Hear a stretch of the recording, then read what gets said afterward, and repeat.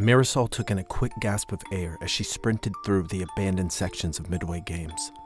She constantly kept looking over her shoulder, hoping that there wouldn't be anything coming up from behind. Marisol desperately scanned the area around her as she sprinted by, frantically searching for some place to hide. As she rounded the corner, Marisol heard a terror-inducing collective of laughter coming from the front of the cursed carnival. Marisol skidded to a halt, realizing that she wasn't going to be able to just run straight out of there. She spotted the carousel that her and Martin had gotten on less than 2 hours ago, both having the time of their lives when they had climbed aboard the ride. It seemed like such a distant memory to her as she sprinted towards the lifeless machinery. Marisol spotted a small opening under the ride that was basically pitch black thanks to the absence of light due to the clouds blocking the moon. There was no way for her to see what was under there, which caused her to pause in hesitation. The sounds of approaching laughter snapped her into action, and she dove into the void under the carousel. Marisol frantically scooted further towards the center of the ride, feeling her elbows and knees scrape against the rough earth as she crawled.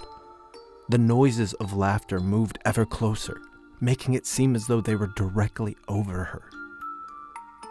Marisol stopped crawling and laid still in the darkness, waiting to see what would happen next. She could hear a goofy voice conversing with another from somewhere close by. Marisol tried to slow her breathing to listen in, but found it was nearly impossible to do so since she had been running less than a few minutes prior. She just had to lay there in the darkness and hope that none of the terrifying creatures had witnessed her crawling under the ride.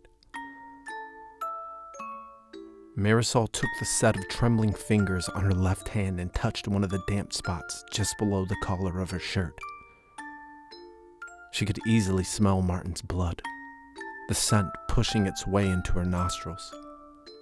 The feeling of grief suddenly started to bubble up inside of her chest, and Marisol had to fight with every ounce of willpower she had left to not burst into tears.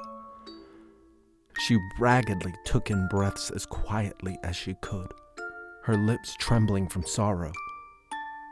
Her attention quickly pivoted away from her anguish as she heard the sound of footsteps clomping over gravel draw closer. Faced with no conceivable alternative to quiet her breathing, Marisol took in a deep gasp of air and held it.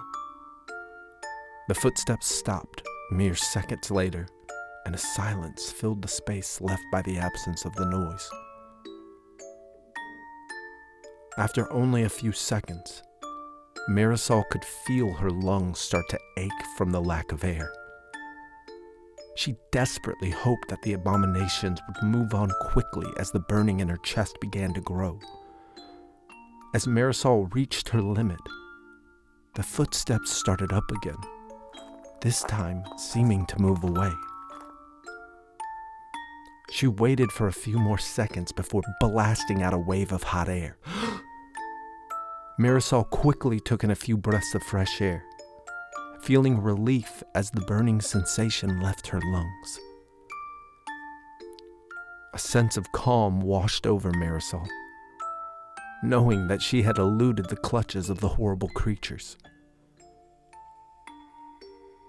The sudden noise of quiet, yet obnoxious laughter sounded directly next to Marisol, sending a wave of fear coursing up her spine.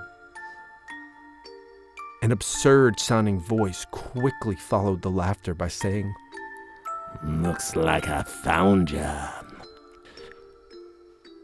Marisol couldn't help but let out a scream as she desperately tried to scramble backwards. Yet, before she could make it far, a hand grabbed hold of her right arm. Marisol felt the grip around her arm quickly tighten in a matter of seconds, applying exponential amounts of force with each passing moment. She cried out in agony as she felt several of the bones in her arm crack from the sheer amount of pressure. Marisol could not fight as the clown pulled her towards its gnashing teeth in the dark. She was only able to let out one final scream before the abomination's sharp teeth bit into her neck.